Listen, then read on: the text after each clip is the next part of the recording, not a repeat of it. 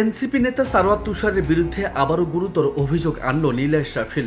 নীলা ইসরাফিলের স্বামীর নামের জায়গায় সারওয়ার তুষার নিজের নাম বসিয়েছে বলে অভিযোগ করেন সাবেক এই এনসিপি নেত্রী।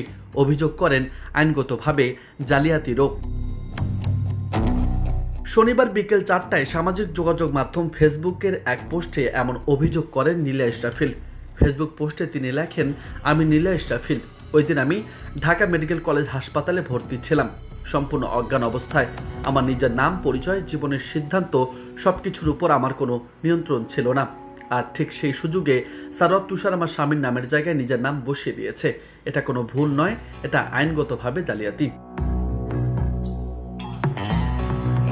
নীলা আরও লেখেন, বাংলাদেশ দণ্ডবিধি 468 ও 471 ধারায় স্পষ্টভাবে বলা আছে, প্রমাণ হিসাবে ব্যবহারযোগ্য নথি মিথ্যা তথ্য দিয়ে তৈরি করা এবং তা ব্যবহার করা শাস্তিযোগ্য অপরাধ।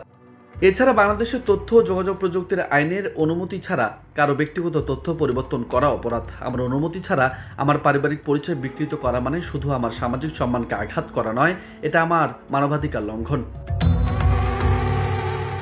Universal declaration of human rights এর ধারা তুলে ধরে নীলা ইসরাফিল লিখেছেন, ইউডিএইচআর এর ধারা 3, 5, 12 ও 22 অনুযায়ী আমার ব্যক্তিগত মর্যাদা, গোপনীয়তা এবং আইনের নিরাপত্তার অধিকার ক্ষুণ্ণ হয়েছে।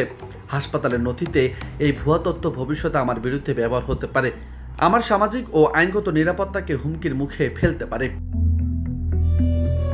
এর আগে এনসিপি নেতা সারওয়ার তুষারের বিরুদ্ধে যৌন হয়রানির অভিযোগ তোলেন নীলা। এ সংক্রান্ত একটি অডিও ভাইরাল হয় নেট মাধ্যমে। সেখানে নীলাকে কুপ্রস্তাব দেন বলে অভিযোগ করেন নীলা ইসরাফিল। নিউজ ডেস্ক, বার্তা 24।